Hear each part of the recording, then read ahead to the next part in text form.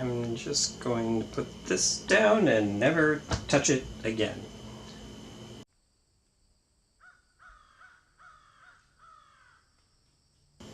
Hey guys, Sean here. So I got a new weapon in my vlogging arsenal, and that is this right here. It is a Panasonic Lumix, DMC-ZS45. I got this camera for when I go out into the world, so I don't have to use my iPhone for that anymore. Last week's video, all of the footage from me at Universal Studios was shot with my iPhone, and you may have noticed that the sound was not very good, to the point where editing Sean actually had to put subtitles on a lot of things. And as I've said in the past, the Nikon P900, which I'm currently using to shoot this video, while it's a nice camera and it's really great, it's kind of big to wield around, and the lens sticks out really far, so you have to hold it pretty far away. And it's slightly heavy, so holding it out is not that easy. So I googled what the best vlogging cameras were, and this was one of them, and the main reason for it is that the screen that's on the back, you can actually flip it up, and it will, you know, then become like a selfie screen, so you can see what you're filming when you're looking directly at the camera.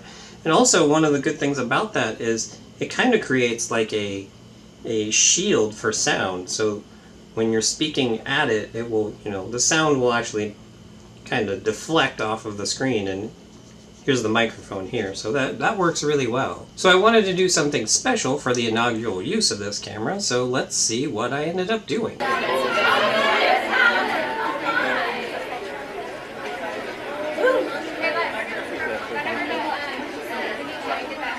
Have you figured it out yet?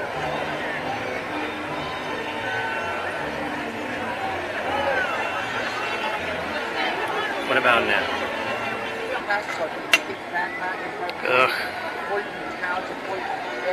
This war on Christmas is disgusting.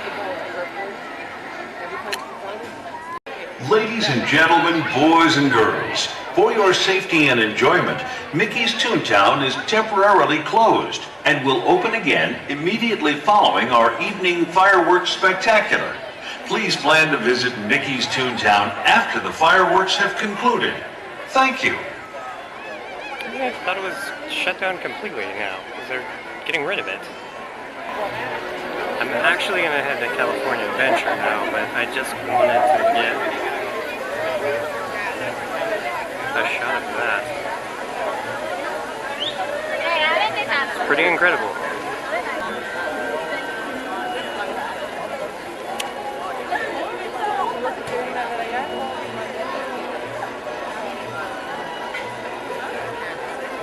Let's head over to California Adventure.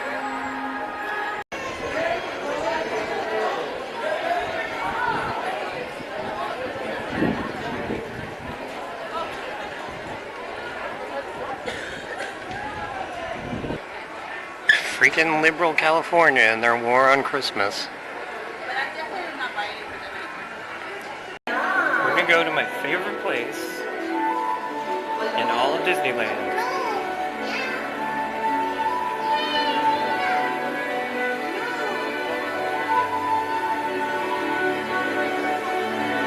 Which is now gone. The Toy Story Zoetrope is gone. Well, I guess I gotta go in and see what this is. I replaced it. Way to rub it in.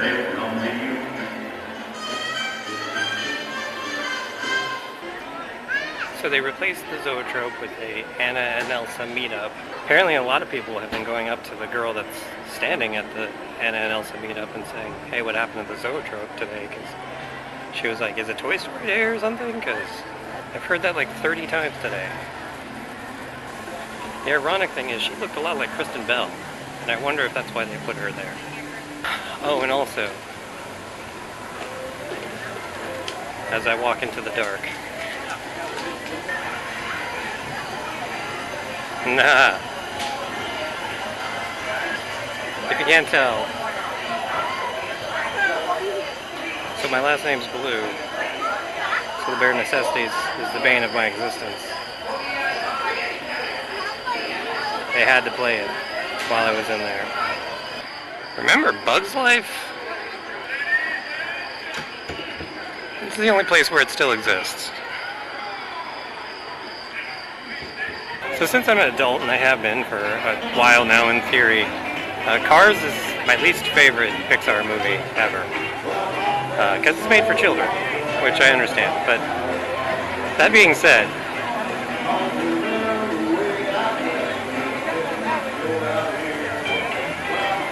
this place is actually pretty amazing. Seriously, look at all this.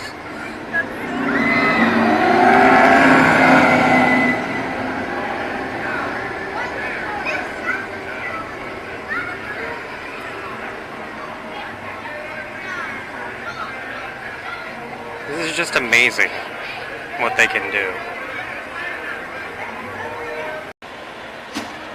One day, I will stay at this hotel. By myself, probably. So I'm trying to get to Tomorrowland.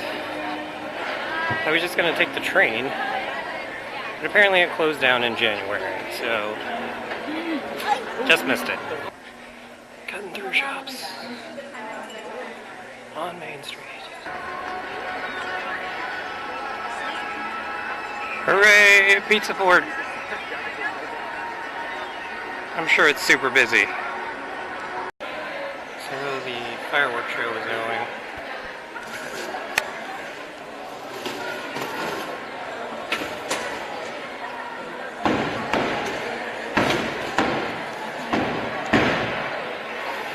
Can't really hear the music at all, just the explosion.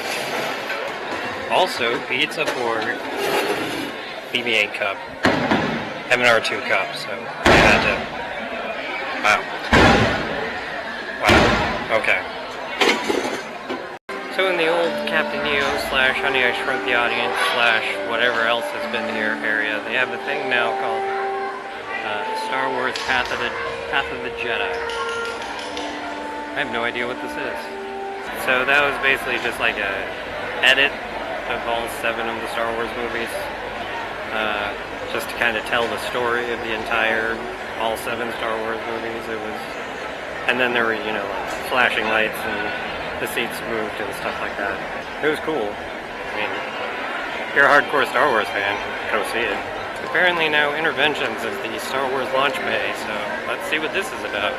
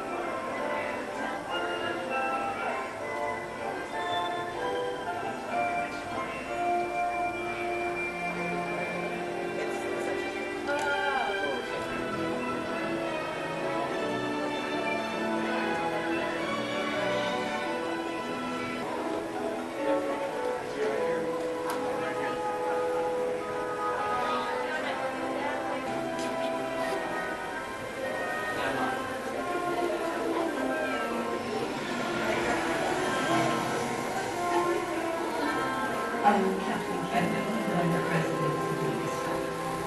You know, Star Wars was so jaw-dropping when I first saw TIE Fighter pilots are my favorite.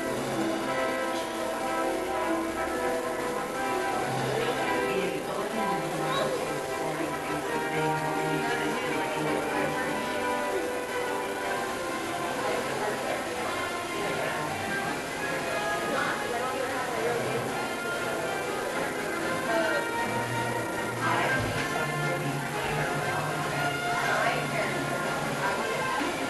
exploring things that they only existed in the country.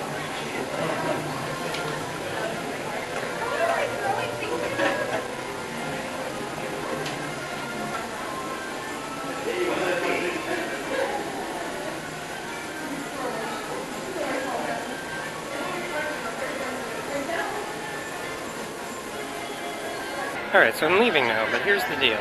I plan to either come back tomorrow or on Monday. So, we'll see what happens. Alright, so it is Monday, December 12th. It is 11:58 a.m. I didn't come here yesterday, which was Sunday. Park is much less busy today than it was on Saturday night, which is understandable. Also, look. So I had this plan to go around and get Fast Pass tickets, but as you see here, you can only have one at a time. So much for that plan. So Autotopia had a 20-minute wait, so I went ahead and did that. I can't believe this ride still uses gas-powered cars. The car ahead of me keeps stopping, so it's a little annoying. This ride does lose its luster once you turn 16, but, you know, it was the only ride I could get on pretty quickly, so.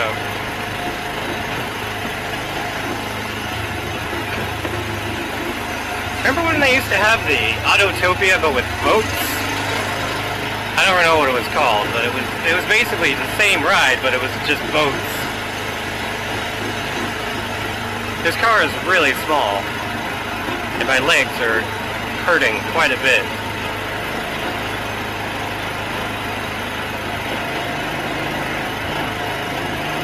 Because I can't really fit in this car.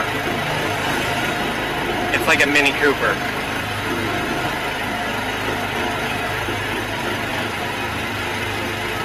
I honestly don't know how loud the engine is, so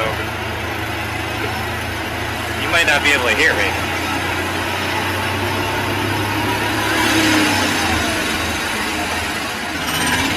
Alright. Car in front of us has stopped again?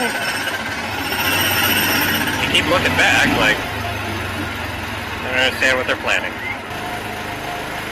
I don't know why you would keep stopping. It's like there's a guide on the road. You don't need to worry.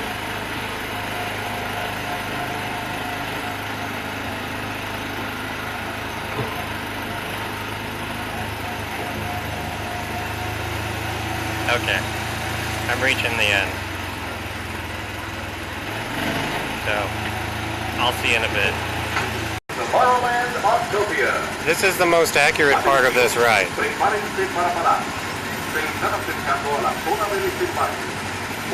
We are currently stuck in a traffic jam.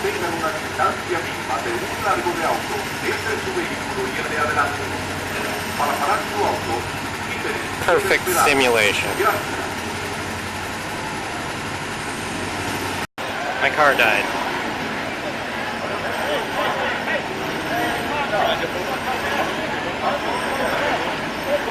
I had to run out and restart it. That was embarrassing. These ducks are so lifelike.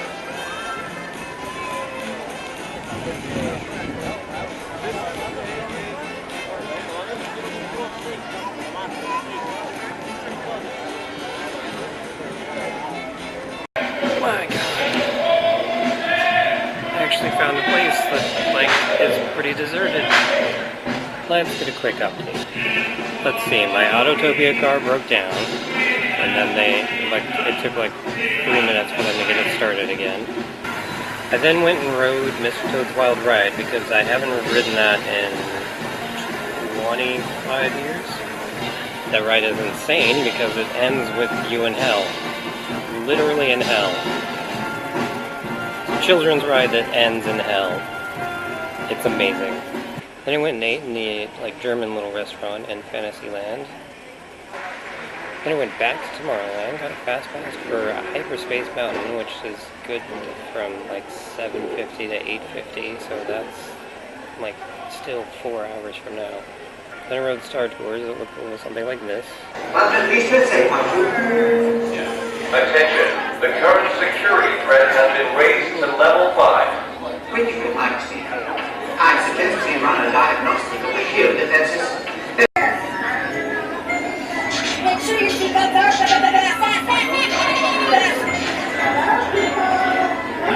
Saddest part of this ride is the old pilot. It's on time. Thank you. What flight are you? Alright, keep it moving. Excuse me. Did anyone drive here today in a brown Land Speeder model X-34? Yes, you did. An angry little green guy just handed me a note for you.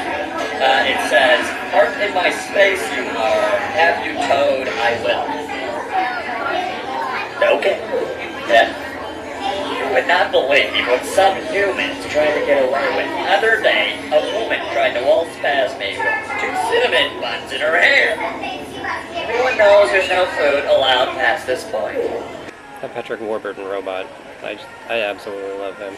Please rise and join us in the singing of our national anthem, the Star-Spangled Banner. And then, oh shit, I can't sit now.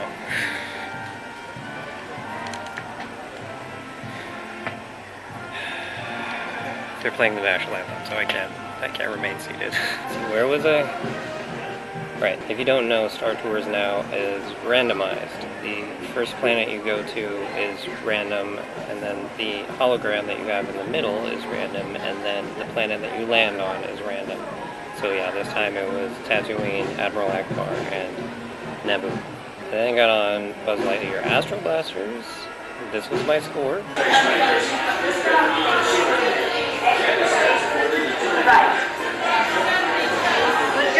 Then I walked over to Adventureland, saw a proposal in front of the castle when I walked by. Went to check on the wait time for the Haunted Mansion. It looked a little something like this. Wonder how long the wait is for the Haunted Mansion.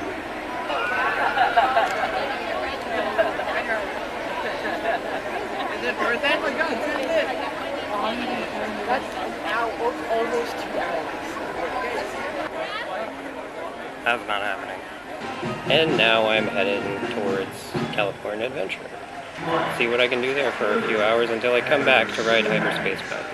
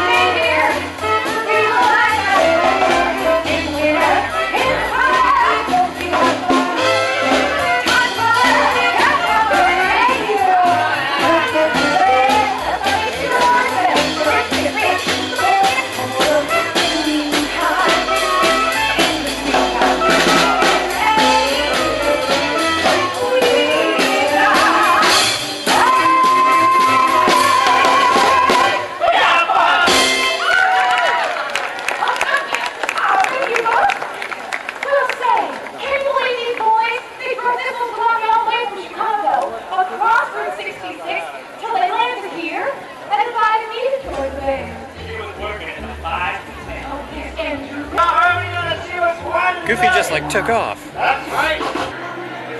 So the next Animation Academy is Max.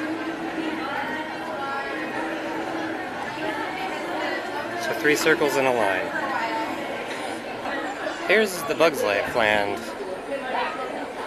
I was at the other night, but in daylight.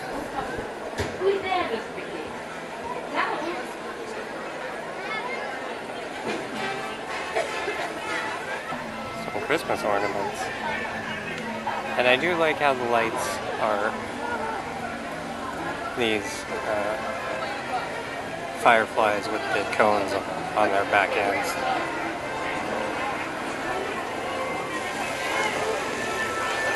And these popsicle stick benches are adorable.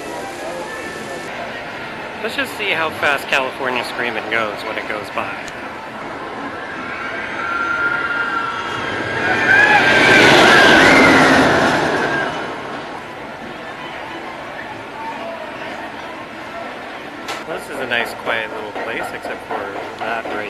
there. I'm taking a quick breather. Here's something that you may not know about me. I actually worked for Disneyland technically for 3 days. The job I'm at now, I've been at for 10 years, but when I first started I was part-time, and you would generally get laid off after your project ended. After my first project ended, I ended up getting a job at Target, and then I decided that on the weekends I would work at Disneyland. So I went through all the orientation, and I was going to work at a shop on Paradise Pier in California Adventure. It's actually kind of cute. When on the last day of orientation, when you get your name badge, Mickey brings it into you, and it's kind of a magical moment. So I was all ready to have my first day working in the shop in Paradise Pier, but during that week I actually got a call from where I work now, and they wanted me back. And so I ended up going back there, and that Friday I ended up going to Disneyland to tell them, hey, I got my old job back, but would it be possible to still work here on the weekends? But since I wouldn't actually be able to get here until like 8 after working there on Friday, it wouldn't work out. So I never actually did end up working in the park. I just did the orientation. I also once auditioned to be a character, and that did not go well because apparently you need to dance, even if you just wear a head. But considering what I just saw Goofy doing, I am not at all surprised now. However, somewhere in the Disney archives there is a audition tape of me dancing. I have no idea where I am right now. There's like no one around here. I think this is where you go to get murdered. So it's still 3 hours until my fast pass for Hyperspace Mountain, and there's only 2 things left I want to do. Eat a churro, which I'm currently doing, and ride Hyperspace Mountain. So I'm just going to go wait in line for Hyperspace Mountain. So, Hyperspace Mountain. I haven't ridden it since they made it Hyperspace Mountain. Basically, they just took Space Mountain and made it even darker. I don't know how they managed that. And then they made it Star Wars themed. So throughout the ride, you'll see like TIE Fighters and X-Wings and Star Destroyers, and the Star Wars theme song is playing, and there's battle chatter going on, and you hear Admiral Akbar, and it's very cool. If I didn't have to wait another hour, I probably would have waited to use my Fast Pass to ride it again, but I was done. That's my 2 days at Disneyland. Back to you in the studio for wrap-up.